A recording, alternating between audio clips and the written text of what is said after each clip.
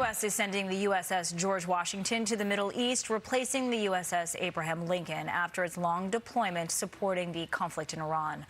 This as Tehran once again claims it controls the Strait of Hormuz and is preparing to prolong the war until President Trump leaves office. That's 2029. Joining me now to break down the latest moves, former Deputy National Security Advisor to President Trump, Victoria Coates.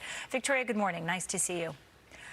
I want your take on this new carrier deployment. What do you think that signals about our military's plans? Well, good morning, Lauren. I think that what this signals is, the administration's commitment to finishing the job in Iran. And so, these aircraft carriers are some of our most powerful tools. You like to call them 2.5 acres of, sovereign U.S. territory, wherever President Trump wants to put them.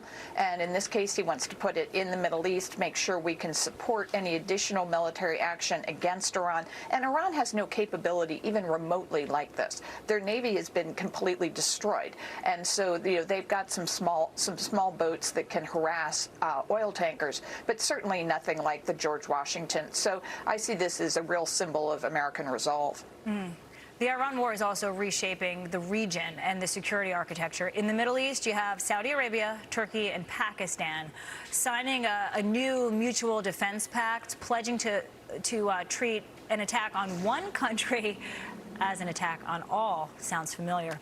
The deal also outlining a new framework for joint exercises, for defense technology, for military coordination. Victoria, experts are worrying this could complicate President Trump's push to expand the Abraham Accords. How do you see it? Well, I don't really see it that way. I mean, bear in mind, Turkey, Pakistan, Saudi Arabia, these are all allies of the United States. And Turkey, of course, is a fellow NATO member and has the largest army in Europe. So I see this as an opportunity for burden sharing, that these are allies of the United States stepping up and starting to organize themselves for their defense because they know the United States has global commitments.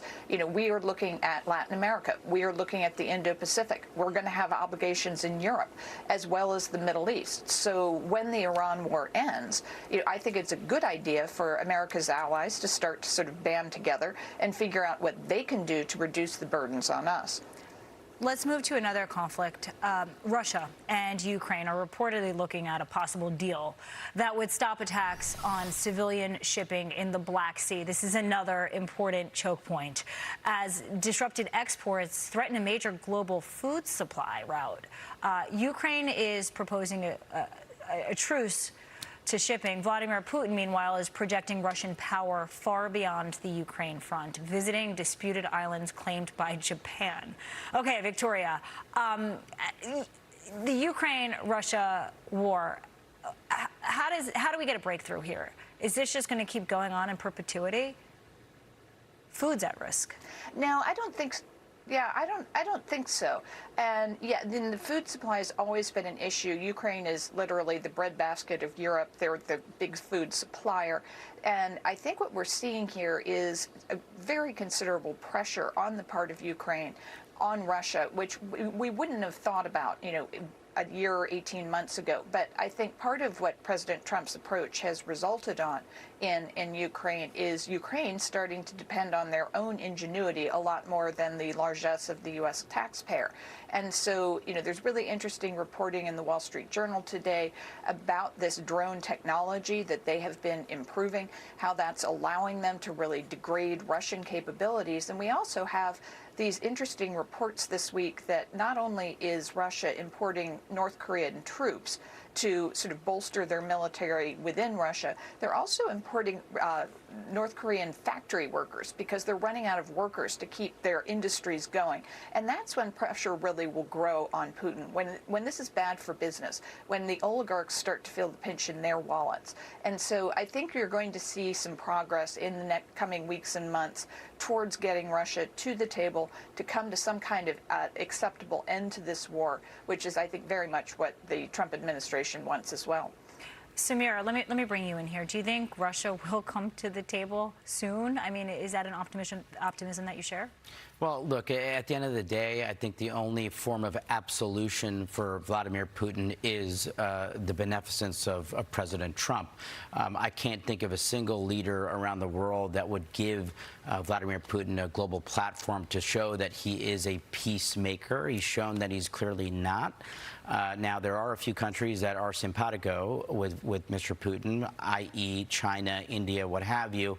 But I think, the United States wants to work with Russia so we can find a conclusion to this circumstance. And I think the White House has been very, very open to having those forums, whether they're at the G7, whether they're in Evian, whether they're in Washington. And so ultimately, we want to see a resolution. And I think we're going to be patient as long as Russia continues to antagonize. But how long will that last? Beats me. Is Russia helping Iran, Victoria?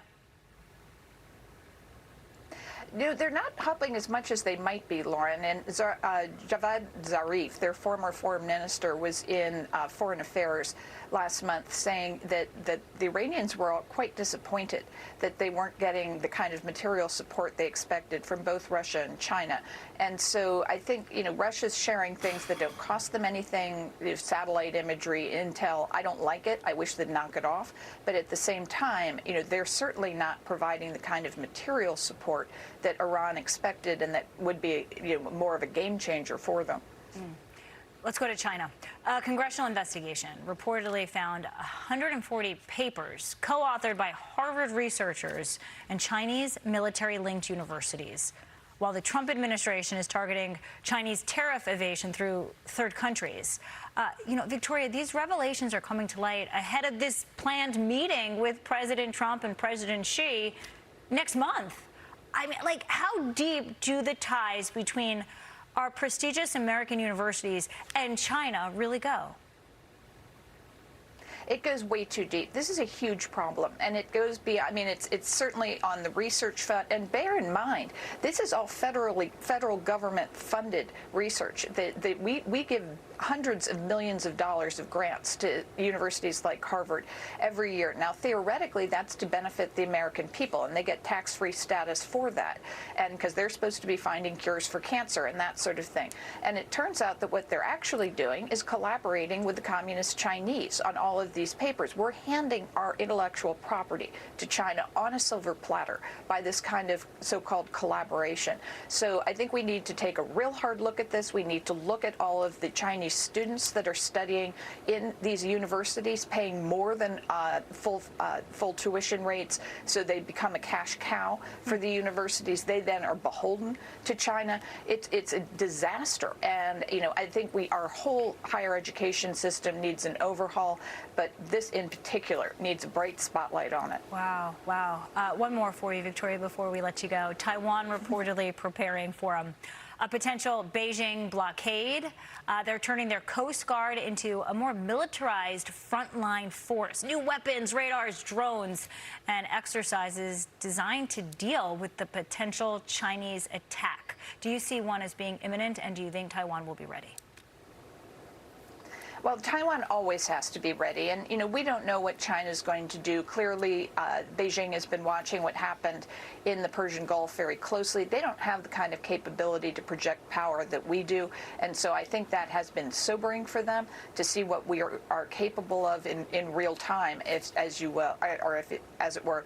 In terms of Taiwan, though, this is a really smart move, and bear in mind, Coast Guards are unique in terms of their capability to communicate with each other. We've long advocated for this at Heritage because Coast Guards can talk to each other even when proper navies can't. And remember, we don't recognize Taiwan as an independent country. There are those who would advocate that we should, but right now that's the reality. So we don't talk to each other on a military-to-military level. But Coast Guards, because they do disaster relief, can talk to each other. So this is very smart. We should be bolstering up our Coast Guard presence in the region because those forces can coordinate. And bear in mind, this is all entirely defensive. Nobody's talking about an attack on China. They're talking about defending from China.